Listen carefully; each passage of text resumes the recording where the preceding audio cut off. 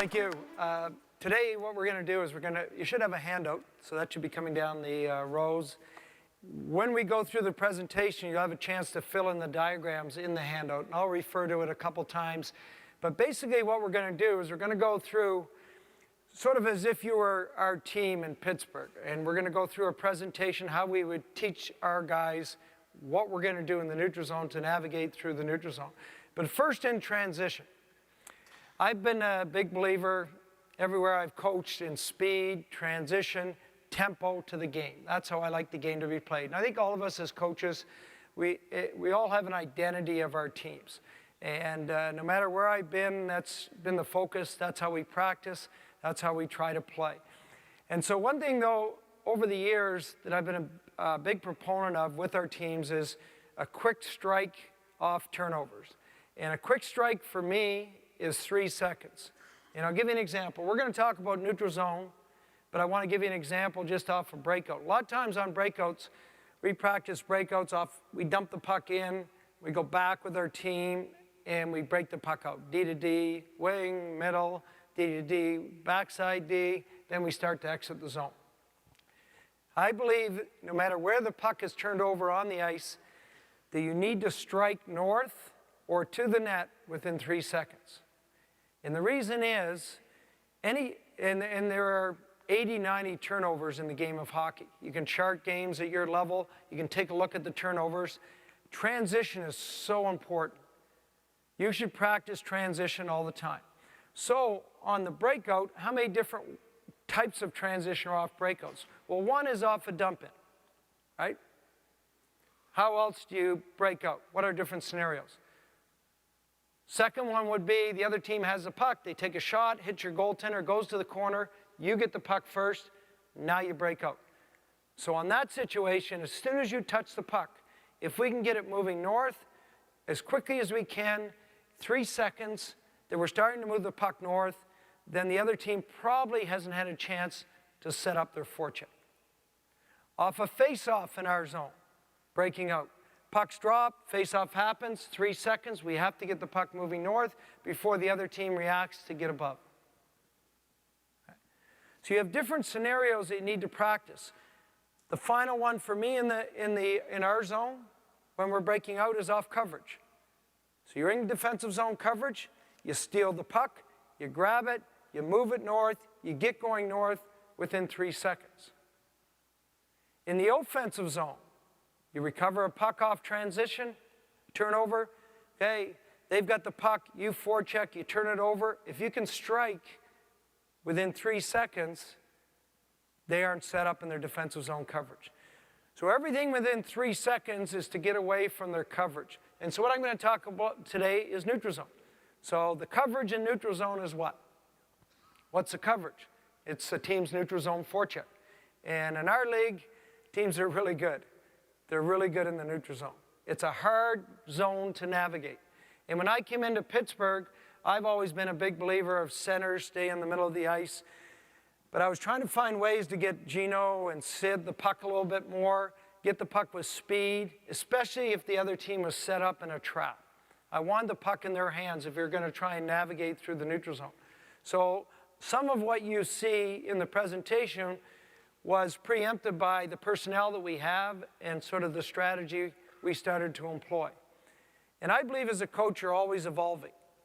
Okay? This summer, I had a personal goal of sort of setting aside time when I can try and improve myself, go out to different coaching clinics like this. I was at Roger Nielsen's where I can watch, I can listen, I can interact with coaches. I went to a leadership seminar in New York just to see what other people in football and soccer and business did. And then I'm going to go to Finland in 10 days and stay with Erkka Westerlund as Jokerit gets ready for their first season in the KHL, just to watch and learn. And I find if you don't challenge yourself as a coach, you're going to become stale. So I'm always looking for new things, not to change all the time, but just a new little wrinkle, new way of looking at the game, challenge yourself in different areas. So because the NHL is so good in the neutral zone with their forecheck, we had to find ways, if I wanted to be a puck possession team, How do we get through the neutral zone with puck possession? Okay? But transition, think of transition in all the drills you do in practice as soon as the puck is turned over. So if you do a one-on-one, a forward on a D, if the D shuts down that forward, transitioning out of that drill to attack within 3 seconds is the way the game is. In the offensive zone, you take a shot on goal, it goes to the corner. As soon as your forward gets a puck, the cycle is dead. The cycle doesn't happen anymore.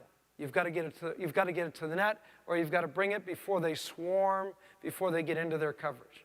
Okay, we're good on that?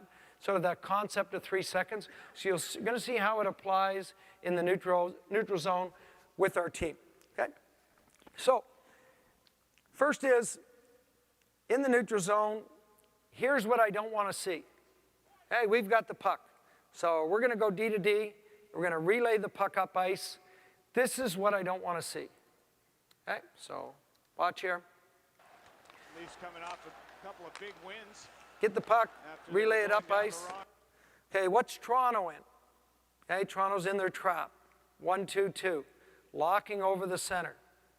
We're trying to jam the puck up the boards to a player with no speed, and his only option may be to chip it in the zone. And we'll talk about that in a second. That's what I don't want.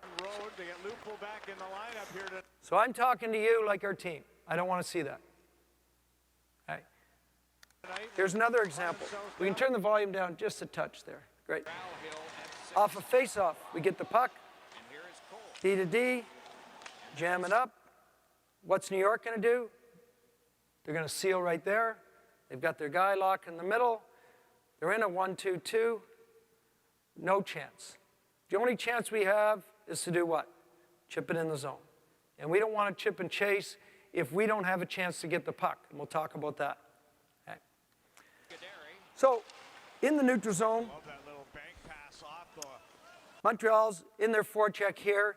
If we're going to play the quick game to the chip and chase game, two things I want to see is I'd like our winger to come back so he has some room to accelerate into the puck. And I'd like our center to know before the game starts, that's what we're doing. Okay, we're going up north fast. Center's got to support. You've got to be close so that we have a play like this. Gino's just a little bit off here. He should have cut inside above their guy. Pacioretty's here, so he should have cut inside here. He still catches up because he's a fast skater, but he's a little bit slow onto the play. I would like our winger down in here and moving as the puck's coming, so at least he has a chance to do something with the puck rather than flat. But we still get something out of it. Nice little protection play. He's in the zone, and we're okay. So we're clear on what we don't want. Now we're going to look at traditional neutral zone forechecks. Traditional neutral zone forecheck, for most of us when we're teaching our team, involves what? Quick up. Okay, get the puck going fast, right up. Okay, D to D, stretch, D to D, middle, D to D, flat, long, wide pass, D to D, hinge, or skating hinge. Those are your options in the neutral zone. So you want to practice those. Over the years, we would practice them all the time. As quick as we can, clean puck movement, don't juggle the passes. If you coach at minor hockey, my big thing in junior was we did so many reps of passing drills, and every drill we did, I gave them 4 times they could juggle the pass. And if they did it more than 4, we were skating. We'd skate. We'd break the drill and we'd skate. They had 4 times. Every drill we'd do, depending on how it was going, I'd go 1, 2, 3. That's it. We're skating. Okay? And so what happened is when you start to count, what happens? Some kids may get nervous, but they don't usually get too nervous. You're only practicing. So what do they do? They focus. They concentrate. And a lot of, for me, passing, receiving, and practice is focus and concentration, because if I'm coming through and I'm going to get the puck, you pass it to me in a practice and it bounces off my stick 3 feet, I still go get it. I still complete the drill. I still get my shot on goal. But if you let those habits creep into your practice, that's why we have a big problem in the game. The difference between minor hockey and major junior is puck movement, both passing and receiving. Okay? The difference at the NHL level, it's astronomical. Get down on the boards with the Canucks, go to a practice, get down on the boards, and watch them pass the puck, and watch them receive the puck at high speeds. Watch them, a good example, Sven Barchi, who the Canucks have now, we had in Portland. After practice, Sven wanted us, he would just skate up and down the boards, and he would have a coach there at center ice with 10, 15, 20 pucks. And he'd say, pass it anywhere. He'd skate down the boards, and you'd pass it behind him. He'd try and reach and pull it. You'd pass it into his skates. He'd put both of them on an angle and touch it up. He'd reach back with the other one, kick it up. He'd reach out with one hand, grab the pass. And to me, it was a really good coaching moment for me to look at this kid in his practice habits. He wanted the puck at full speed, like Sid does. Sid's really good that way. Sid practices the exact same thing all the time. He doesn't care. He'll never get mad at you in practice if you give him a bad pass. He loves it because it's a challenge of accepting the bad pass at full speed and continuing on. But for you, if you're coaching at those levels, passing and receiving, don't allow the bad habits to creep in, because you cannot execute on the breakout, you can't execute in the neutral zone, you can't execute in the offensive zone or on the power play if you can't pass and receive the puck clean. You have to do it clean. Okay? So in the neutral zone, here's some options that I just talked about, just to review them. Okay, we go D to D here on a play in the neutral zone. We've got our hinge guy, good position. We've got our center, good position. Our wingers ready up here, so we could go D to D right up. We could go D to D middle. And who are we missing? Flat guy. So we're missing the flat pass. He should be here at the Honda sign. Okay, and our center even could be a little bit higher. We still make the flat pass, but you don't want the flat pass to be a diagonal pass, or what happens? You're going through sticks a lot of times. So we still make it. Chicago's in a traditional 1-2-2, locking over the center. Okay, they're locking over the center. They're in a 1-2-2. We make the flat pass. So we say before the game to our defense, tonight we're playing Chicago. They're in a 1-2-2. If we go D to D, skate, and the flat pass is going to be there. But our centers, they're going to lock over our centers. It's going to be hard to get the puck to our center. So the flat pass is your grade A choice. If you have to hinge it and go to the wide guy, you might have to hinge it. So against the 1-2-2 team, that's usually what's open. And you have to be ready for different types of forechecks, and then you realize what's open off different types of forechecks. So we get it over to Perron, but because he wasn't flat, he kind of juggles the puck a little bit. And then we go into the zone, and our center catches up to it, and then we get it. Okay. Another one in the neutral zone. Move the puck. Okay, now we're looking to get going with the puck, make a play. Middle, D coming underneath. Now we have the flat pass guy. Our stretch guy is moving up. So I would like the stretch guy someplace in behind here. But what's open? Ottawa, they're in a 1-2-2. What's open? Flat pass. Real easy play. Doesn't get the pass, but doesn't have to because it just hits the boards and he picks it up anyway. There's nobody over there. Some teams will sit a defenseman over there in their neutral zone forecheck. And if they do that, then I'm going to talk about what you look for next. Okay, so we move it up. Don't have anything. We move it back to our D. Okay, now what we do a lot of times in the neutral zone is, it's against certain teams. I'm a big believer in the neutral zone. Before the game, you go low center, high center. Tonight, we'd like our center low in the neutral zone. Tonight, we'd like our center high in the neutral zone. And teams that spread their defense out in the neutral zone forecheck, that don't have their Ds together, then I like a high center. So I like our center to be low a little bit, and then as soon as we start to move in our neutral zone regroup, attack the high middle of the ice. So attack the high zone. So watch here. Now we get the puck. So now our center's trying to attack that high seam. And I know it's Crosby, but look how he receives the puck. He receives it under pressure, in traffic, corrals it, There's a great example. You know, you look at that. He gets it in traffic, under pressure, corrals it, breaks through, gets a shot off the crossbar.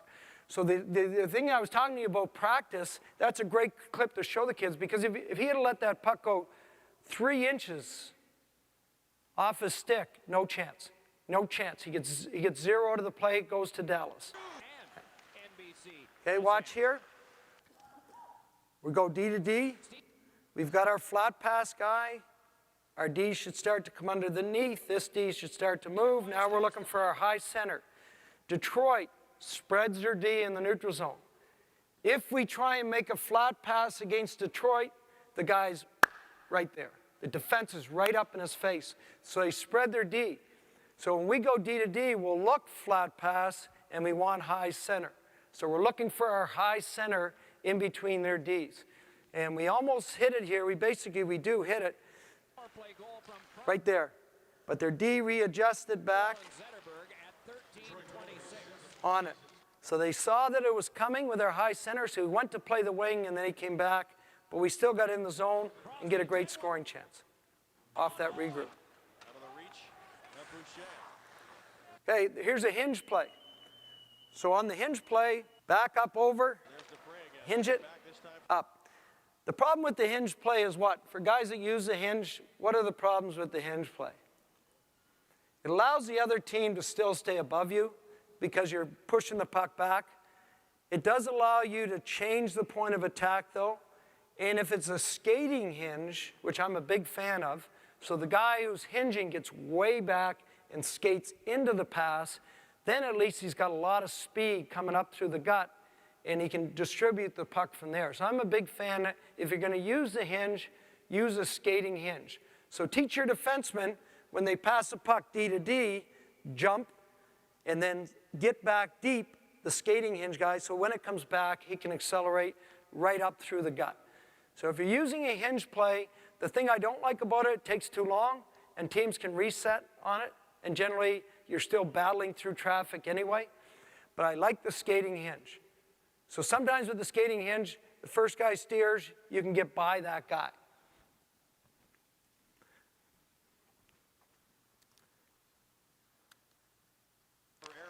Okay, so on the hinge, the other thing I like on the hinge here is we had a problem this year of bringing our wingers back because our wingers wanted to stay high. They wanted to play that chip and chase game. So we tried for a long time to get the wingers to come back and accelerate into pucks and have more speed so that, at least for Jersey now, they couldn't get the guy at the Verizon sign. Now they have to come up into here to get him, and it opens up space for Hornquist to get in behind. So now we get in behind. They're chasing with a backside. They've got to try and get coverage there. We might be able to get better entries, better opportunities off the rush with speed coming in off that. So here's what I'm going to talk to you about, 3 stages of transition that you need to practice. Okay. So we're going to go 3 stages. I just sort of set the table there with the regroups and transition. So we're going to take a look at the neutral zone, 3 ways you need to practice transition in the neutral zone. The first is off the forecheck, back check transition. Okay. So now we're looking at our forecheck. We're in the zone. Puck is going to come out of the zone, and how we get back in. So neutral zone is not always you just stand there in the neutral zone, you get a puck and you just regroup. A lot of times it comes from the offensive zone. The puck comes out and you've got a transition. So what we're going to watch here, we're going to talk a little bit about our F3 in the offensive zone. So we're in on the forecheck, we're watching Kunitz here. He should be higher, so he starts to get up in this area as the puck changes sides. Anaheim rims the puck. So we pinch on the rim. Kunitz should be in here on his recovery. But he sees our D come down. So now he's going to come out, get the puck. This is a typical play in the game. How many times do you practice it? It's simple in practice. You can go one side of the ice. You could work on it. And the other end is going the other side. So after this drill, you just work one half of the ice. So Kunitz comes back, gets a puck. Kicks it to our D, D right up. middle, and then we're in the zone. So transitioning off our F3 is really important. So we practice a lot of things with our transition off our F3. So we've got a good F3 here. Gino going to track down the puck. Our defense is standing up there, so he sees that, so he's going to fall in behind. Right inside his shoulder. His job's to protect the D's shoulder if he's not getting the puck. So he gets it. Right now, transition right up the ice. So how many seconds? 3. So Gino got the puck. We've got to get it moving north within 3 seconds. 1,000, 2,000, 3,000. And we're up at the far blue line. We enter with possession. Now Malkin follows up. We get the puck behind their net. And if you look at the clock, it's 4 seconds. 4 seconds from that time. Okay. Take a shot on goal. Okay. We don't get it. What is our F3 doing? He's got to track back hard. Okay. I remember several years ago when I was in Vancouver, so we had drafted the Sedins, and Mark Crawford's very similar, and Rob Cookson's here who coaches with Mark in Zurich, and he's a real transition guy. He likes speed and transition, so we were talking about we really wanted to get our team faster and faster. So our first year here, we drafted the Sedins. My very first year here in Vancouver, Berkey pulled the trade in Boston to draft the Sedins. And so we went over to Sweden that year because we were playing over there in the Sedins. We got our first look at them. And they're not fast, as you guys know. They don't have speed and transition in their game. So they came to play for us. Second year, we were playing in Vancouver. We were playing Dallas at the time with Hitch. So Hitch had a pretty good team in Dallas, so they came in to play us. After the game, at the press conference after the game, Mark Crawford comes back and he goes, Hitch just said at the press conference that we're one of the fastest teams he's played so far. I said to Crow, I said, really? He said that? He said, yeah. He said, he hasn't played a faster team so far this year. I said, really? Like, we're not that fast. Like you look at our guys, you know, Bertuzzi, you know, a little bit. Morrison, yeah, sure, quickness. Nazen, a little bit of quickness. Castles, no. We didn't have a lot of speed in our lineup. But the thing we did was, on plays like that, how are the Sedins fast? Where are they fast? What skill? Thinking. They think the game fast. So we were a fast team because we emphasized back-checking hard, stripping pucks from behind. I'm a big believer you back-check tenaciously. You hunt the puck down, you strip it from behind, lift sticks, get under sticks, grab the puck, and go. And the harder you back-check, the faster you are. So although if you took our team at that time and lined us up on the line and we sprinted, you would say they're not very fast. But we were a fast team because we tracked back hard, we had a good commitment to tracking back, and we had smart players that when we stripped the puck and turned it over, like you saw with Malkin there, we could check our shoulder and zing it right away. And we went 1-2, and we were in the zone in 3 seconds. So you can become a fast team even though you may not have fast players, because generally if you have a higher end player that's not fast, he's probably very intelligent and has great puck skills. Usually that's a description of those types of guys, if he's a higher end player.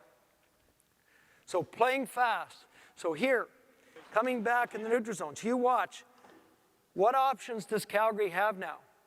This is perfect. We've got back pressure. We've got back pressure. Look at our gap. Our gap is great. We probably could sit up in here a little bit more. Like Paul was talking about with the defenseman, I'm a big believer now that our defense in the offensive zone never stand on the line.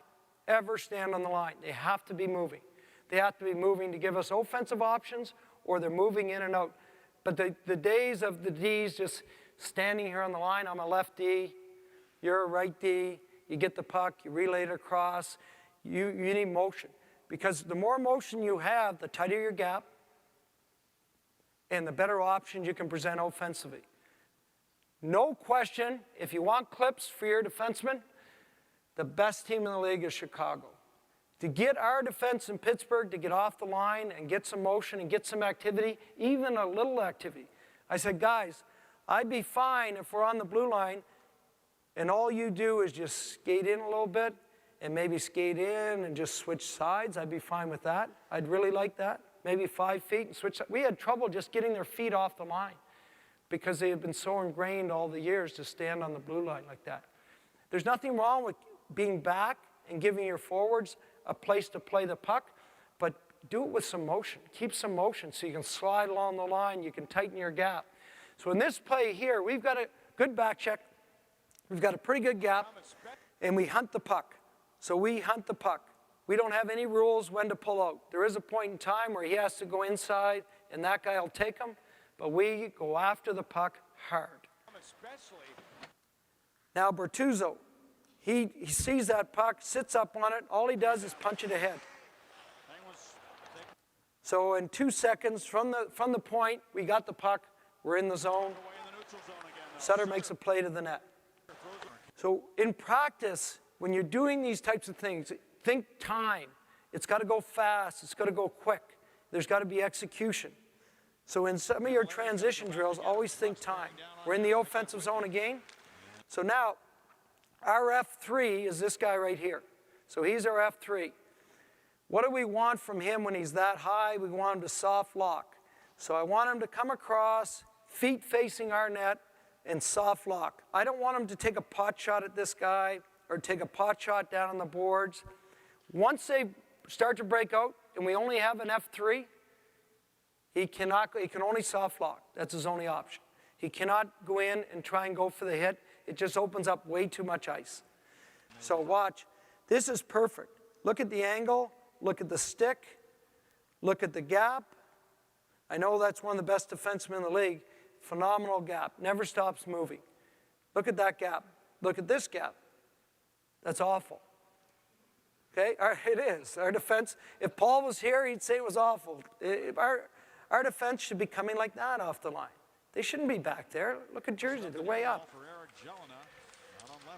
But watch the transition. Okay, so we got the puck. Chris Letang, 23.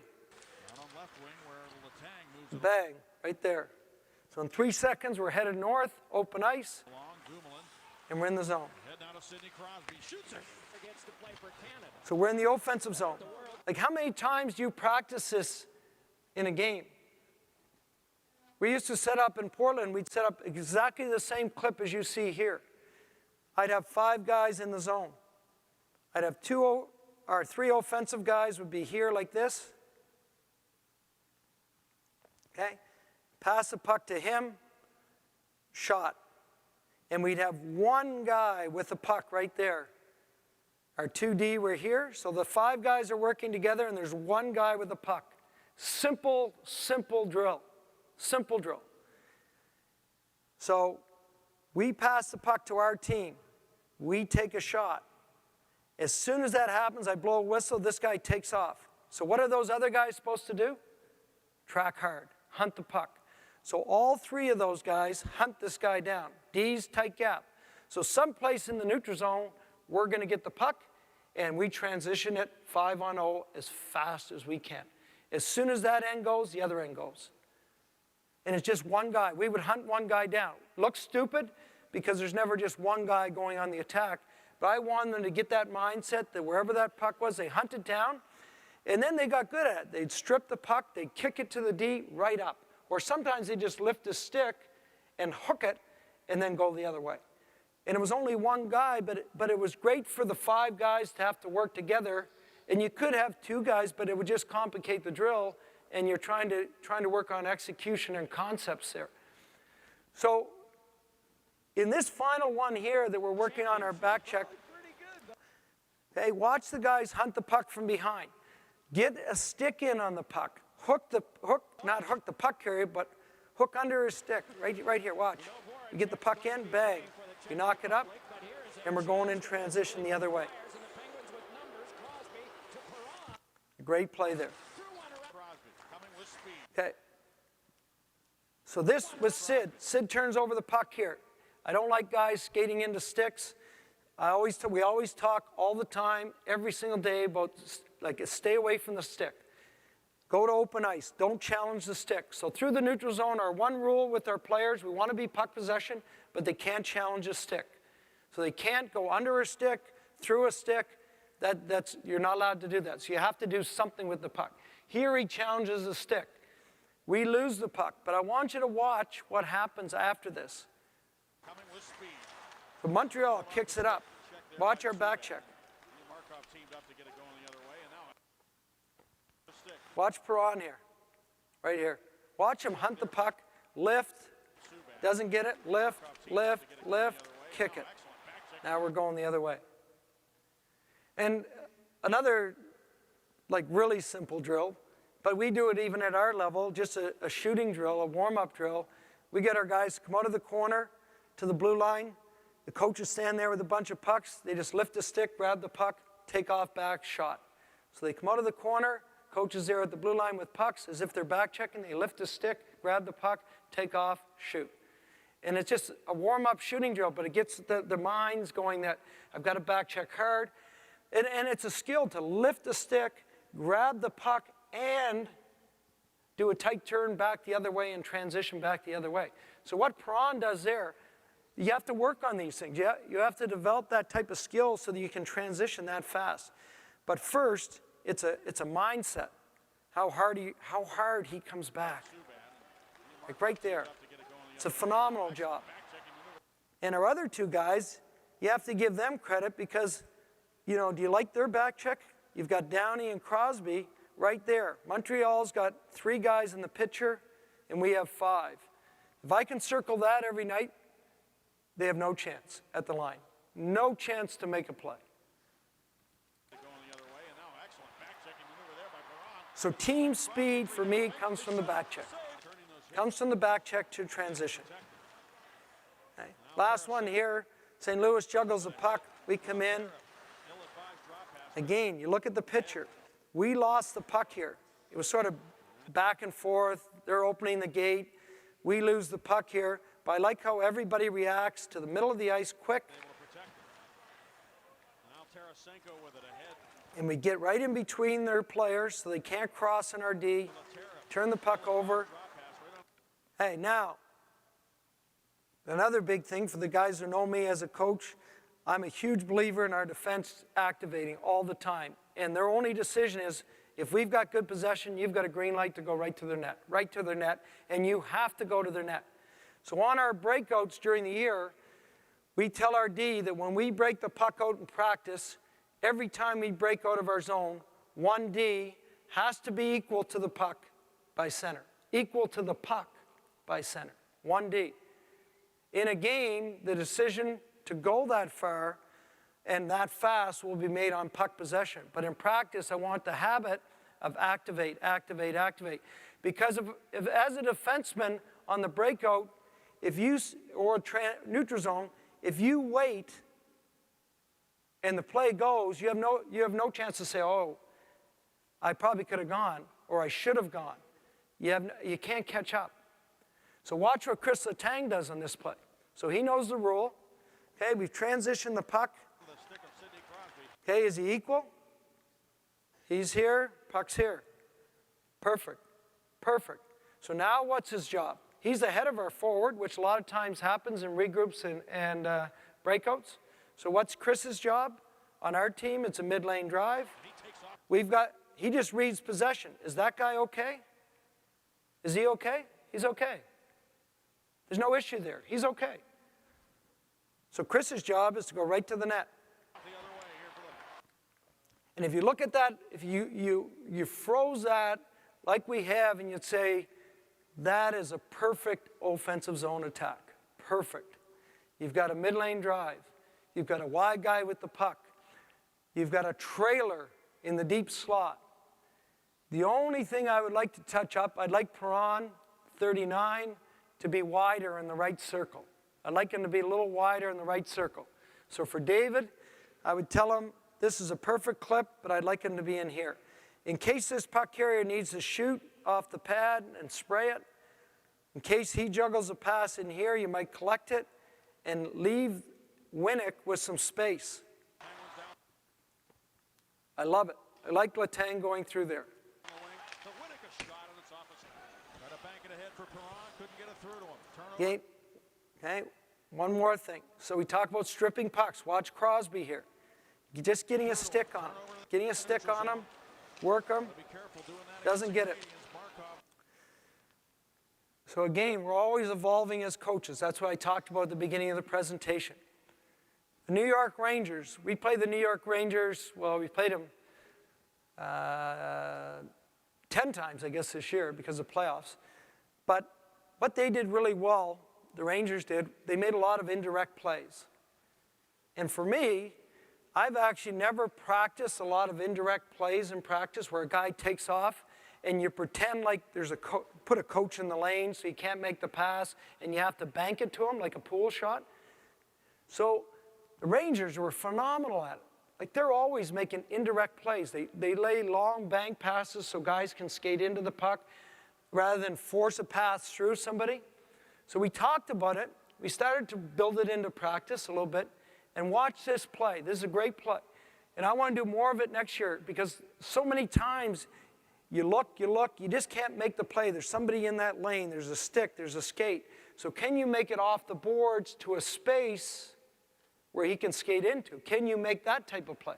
Watch what happens here. Sid was the guy in the back check. We get the puck. He takes off.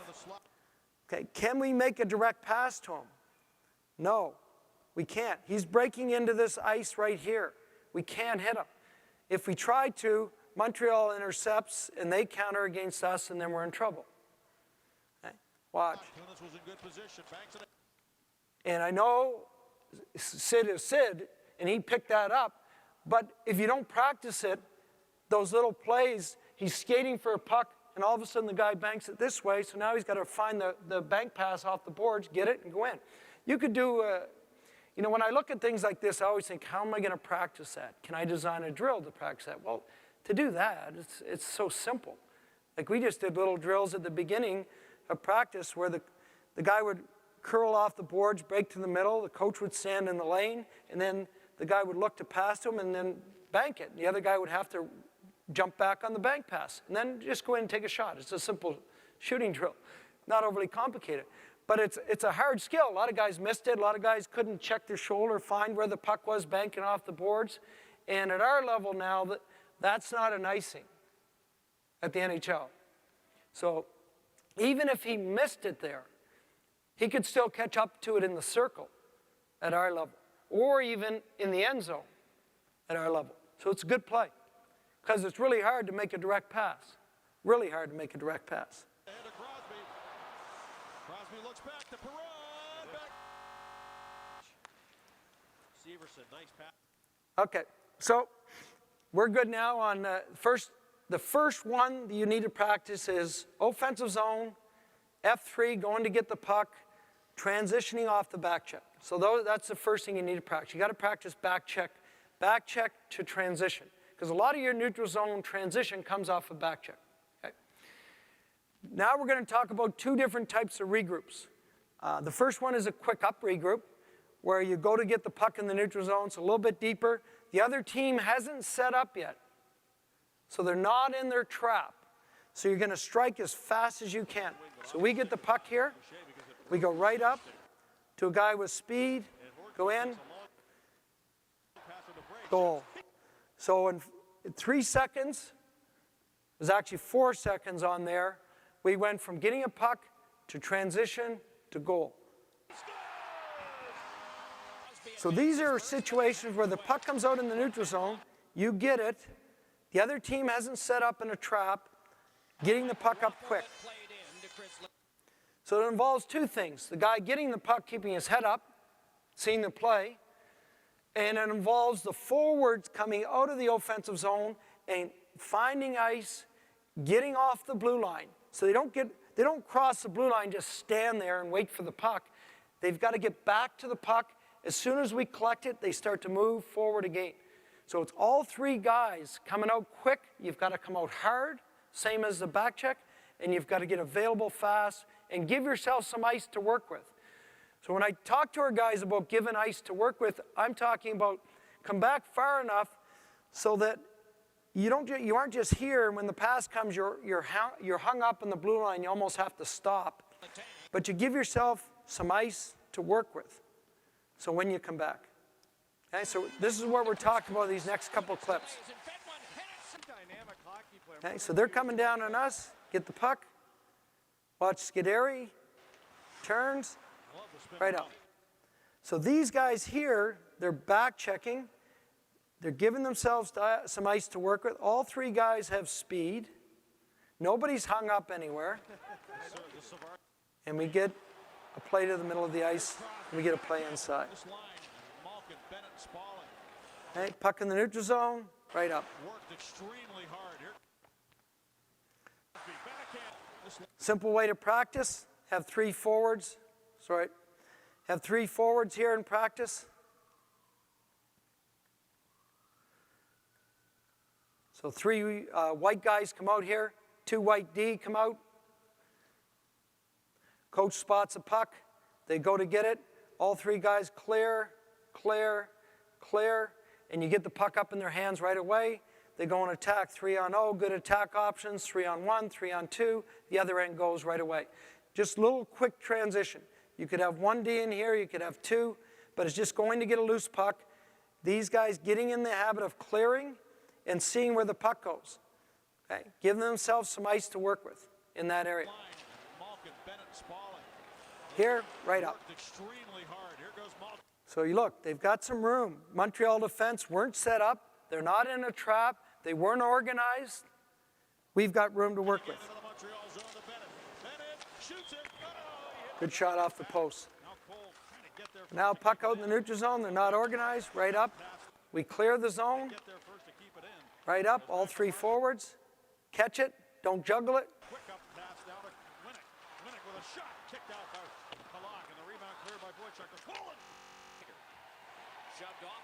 Puck back.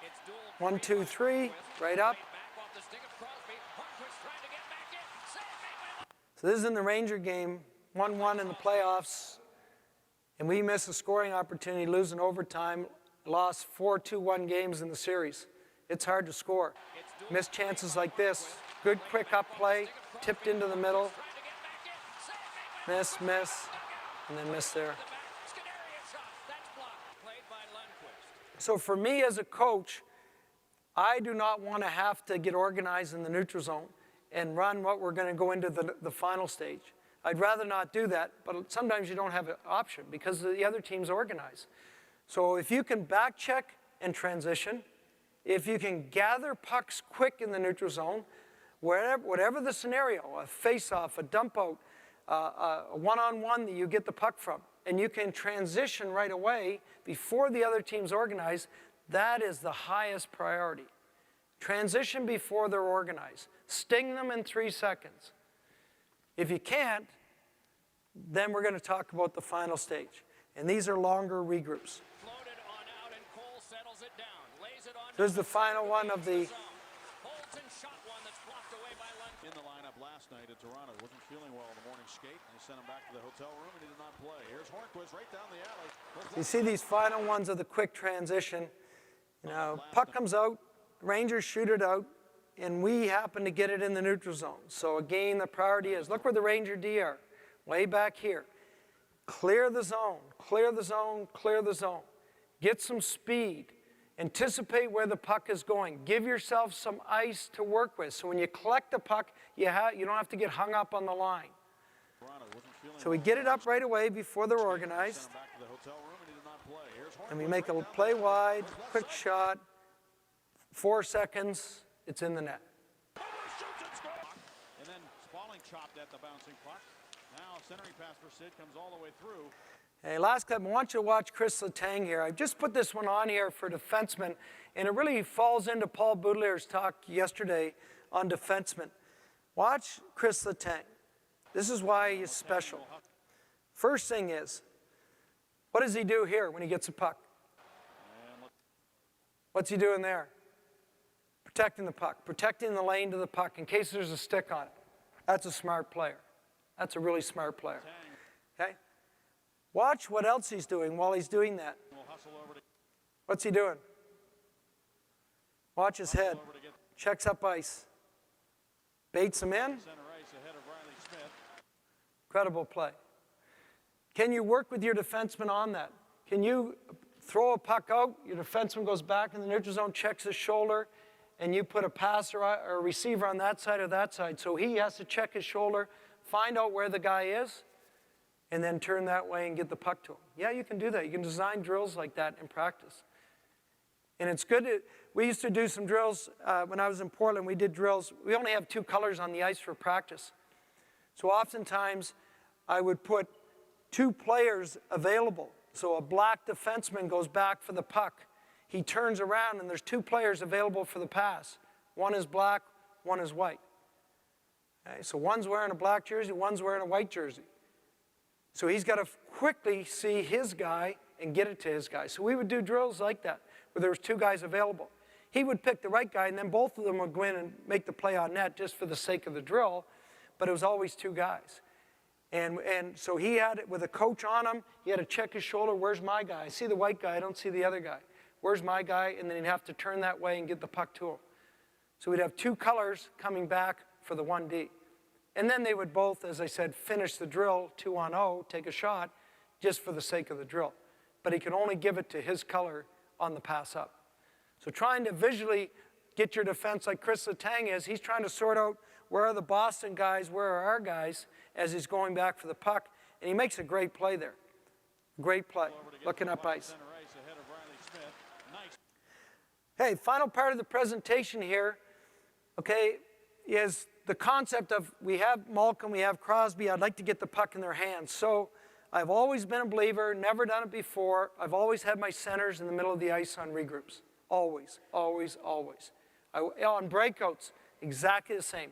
Centers never swung to the boards on breakouts, never swung to the boards on regroups. I always won my centers in the middle, except for this year. And I found that they were locked onto too much in the middle of the ice. And can we free them up? Can we get them into open ice?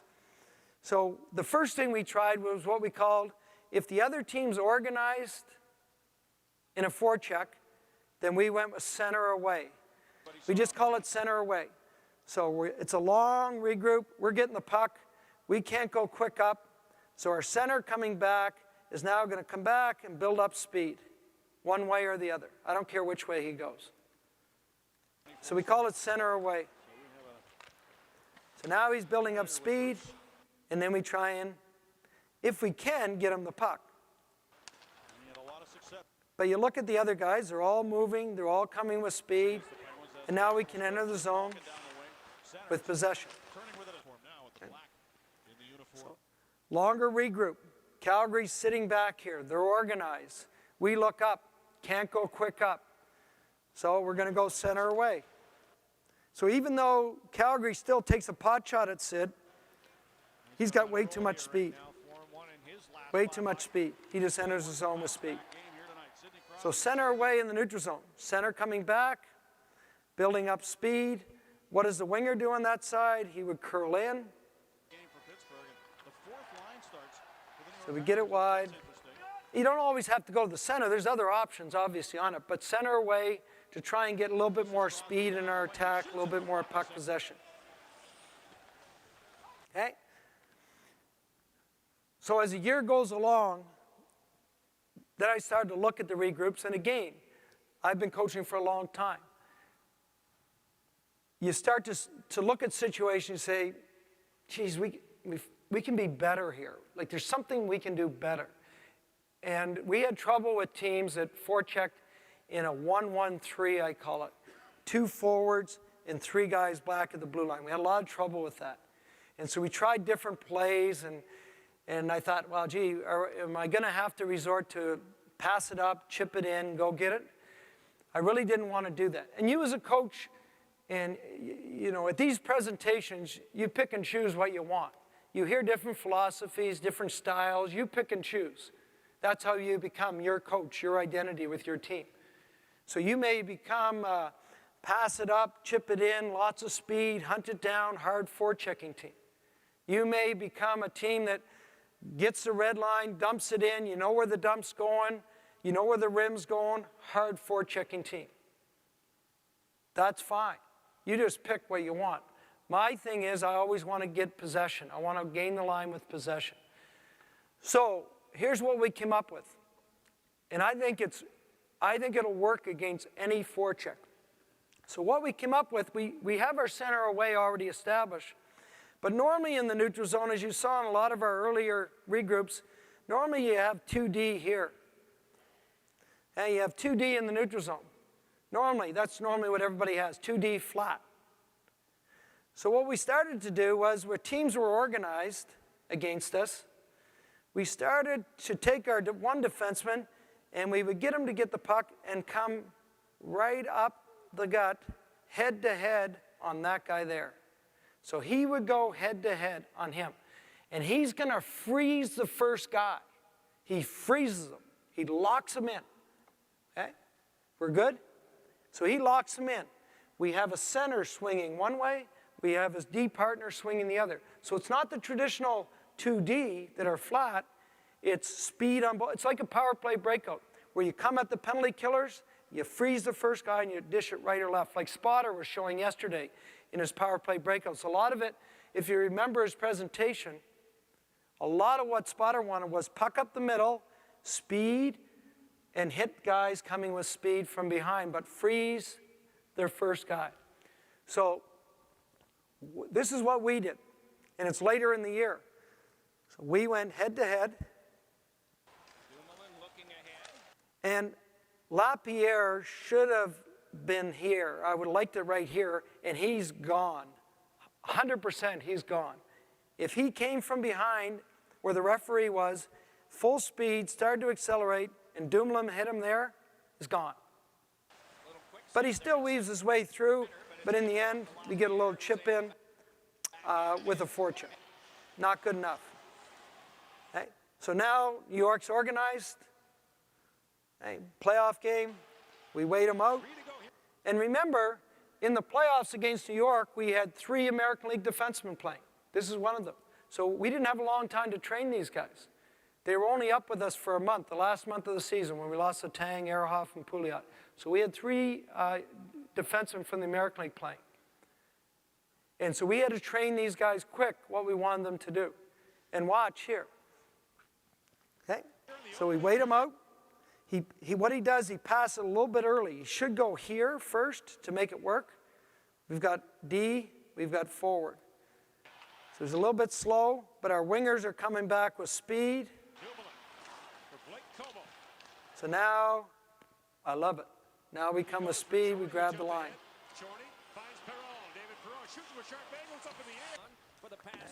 So again, we get the puck.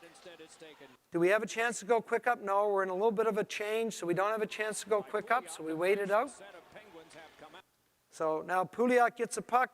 He's got to go up the middle. Our D should swing to this side. Our center swinging that way. We'll talk about the wingers in a second. So now what does Pouliot do? Go head to head like you would on a power play. Just give him the puck. Go head to head, just lay the puck to him. Worst case scenario, he could lay it in the zone, and our guys are coming at such speed. So the rules we have for the wingers are you come back down the dots.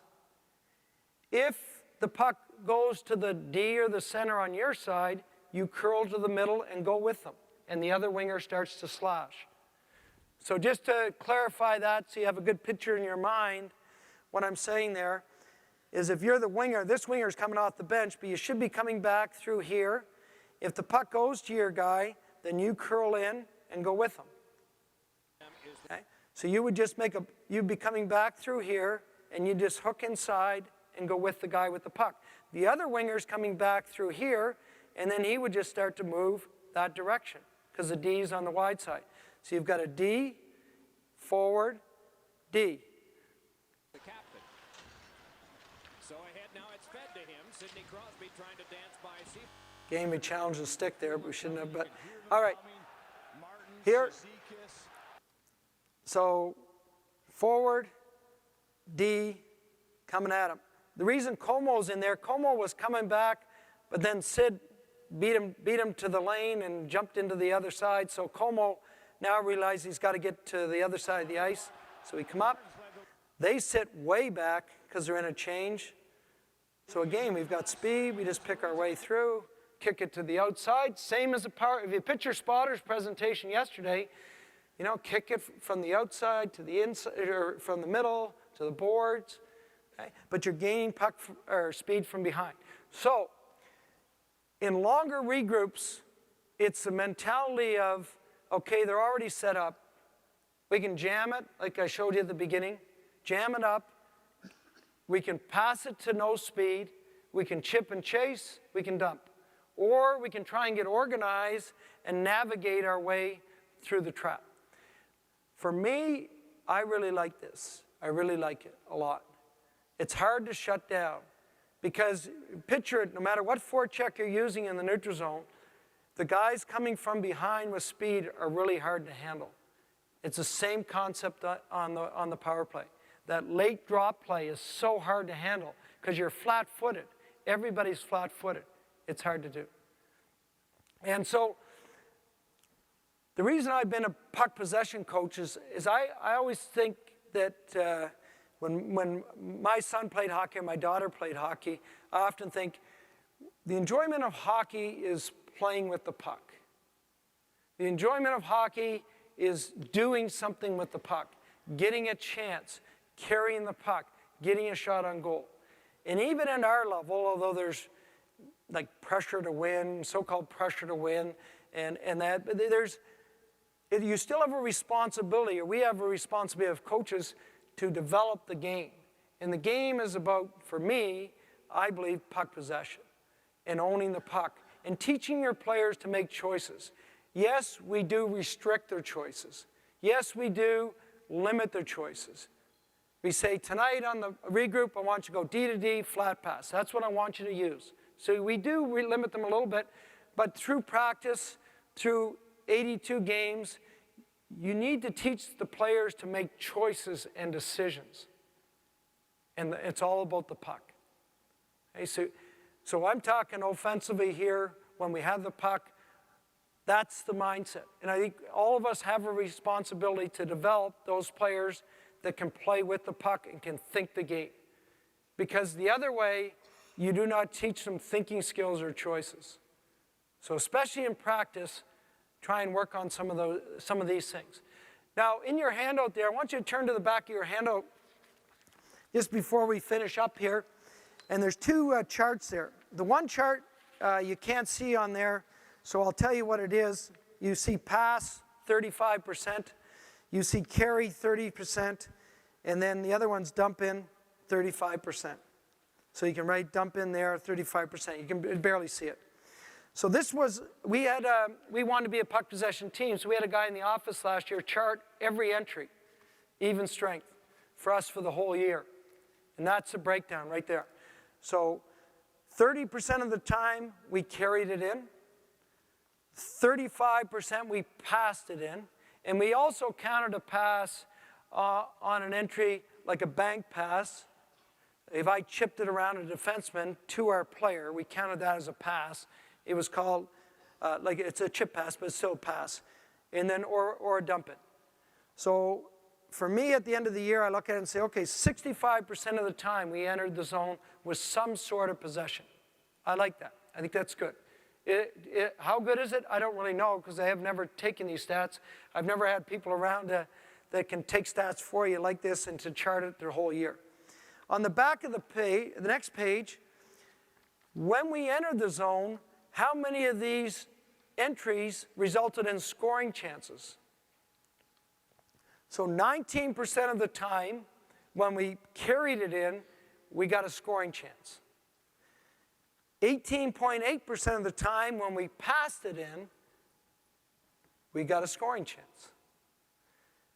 When we dumped it in, 8.3% of the time, we got a scoring chance.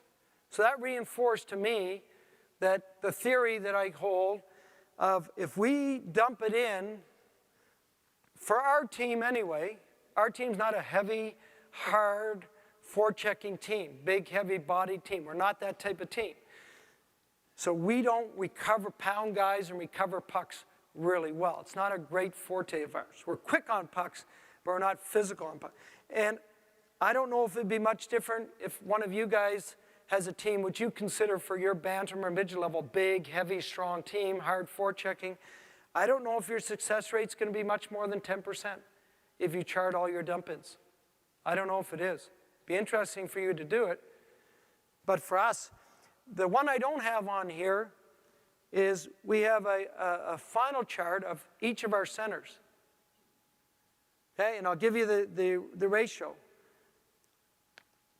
Pass or carry, one center, 91%. Another center, 88%. Another center, 61%. And our final center, 38%. You can probably put the names to the numbers, but I didn't give you the names or the numbers. But it was interesting. Our top two centers, passing and carrying the puck, they're really good. So going back to the neutral zone, why do we want them to get them in the puck? If they can get the puck through the neutral zone, they'll enter the zone with possession. They'll only miss on 10% of the time. And then when they enter with possession, there's a 20% chance that there's going to be a scoring chance. And actually, if they pass it in, it goes to 18%. So those are the numbers. That's the reality of the situation. Final thing for you guys, and I know you've had a lot this weekend, and I always, because I'm a lot like you, I'm looking and love to talk hockey all the time, and I think you guys come here to get a few tidbits, to meet people, make contacts, and I've done that ever since I started coaching. I just love these types of seminars, especially the time you get to interact with everybody that's here and just talk hockey and what they do in their program and what you can do for yours. So oftentimes I go on the internet and I'm looking for, clips to show our guys, and I want to try and just find something that maybe is from other sports that we can show our guys that they can relate to, little tidbits of information. And I'm a big football guy. Right now I'm caught up in the Pirates. The Pirates are having a phenomenal season. They're going in their division against the Cardinals, and certainly St. Louis is one of the top teams around. But the Pirates have got a great team. So baseball tips, I'm going to show you a clip that I saw on the internet. I thought there's nobody better to explain coaching and baseball tips than this guy here. And if you haven't seen it, some of you may have seen it before, but Kent Murphy is definitely the best. He has a series out, so he's much like people in hockey where you can buy a series of videos that they do on skating, on skills. But Kent Murphy. Welcome back, kids and coaches. I'm Coach Kent Murphy, and today I'm going to teach you kids how to bunt in the proper way to do it. Fucking, if you got something to say, fucking shut your mouth. It's important. I don't make the videos. Bunting with Kent Murphy.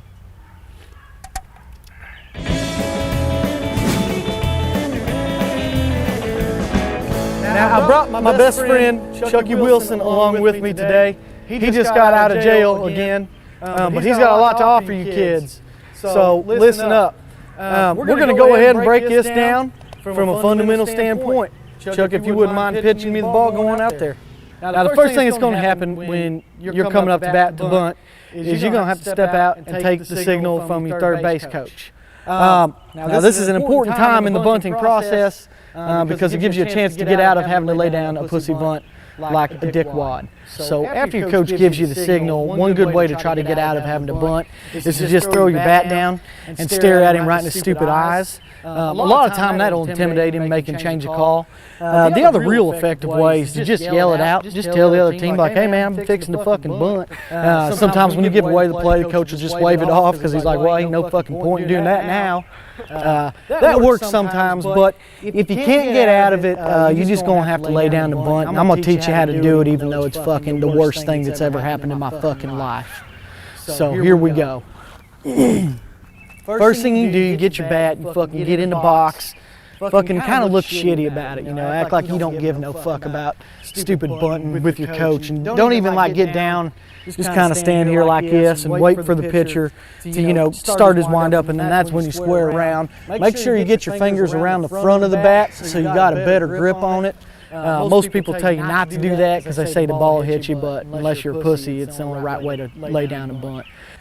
So we're going to go ahead and demonstrate this fucking play for you. I'm sorry about this, kids. All right, Chucky, let's go ahead and teach these kids how to bunt. Let's go on, hum one in me. Go and finish your beer, man. Fucking, we're on your time. You know what I mean? You're really gonna bunt?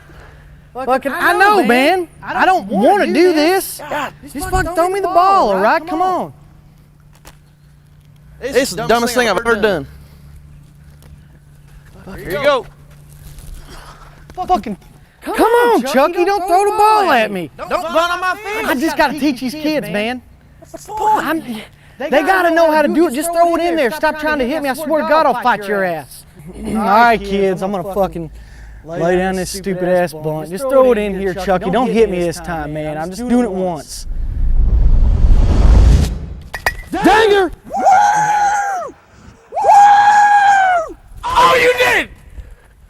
Fucking, I ain't bunting. I knew you wasn't gonna do it. Fuck, Kimmer, you thought I was going to do it, but I ain't. I'm Tim Murphy. I don't bunt. Woo! Fucking drilled it, baby. Hey, hum that thing in here, kids. I'm Kent Murphy. Don't ever fucking bunt. If you guys want to see his series, you're a baseball fanatic, you got to go on and see. He's got a whole series of those things. And I just can't believe they do it in a rinky-dink park like that. And they throw out those. He's got millions of hits. But one final thing, the video presentation that I have here, again, these aren't proprietary in any means, is that they're just clips you could get off any game you watch. So I'll make them available to Aaron, and he can Dropbox them if you would like them with your team to illustrate, you know, regroups or transition or anything you want to show them. So those will be available. I think Spotter's doing the same with them as well. So you can get, so you don't have to go on it. You can get them anyway. You just go on to the games and you just spend time editing them, but it'll save you some time editing them. Hopefully you'll get a little bit out of it. So enjoy the rest of the weekend. Thanks for being here. I appreciate it as a coach that, as I said, loves to come to these things and get a little bit of information.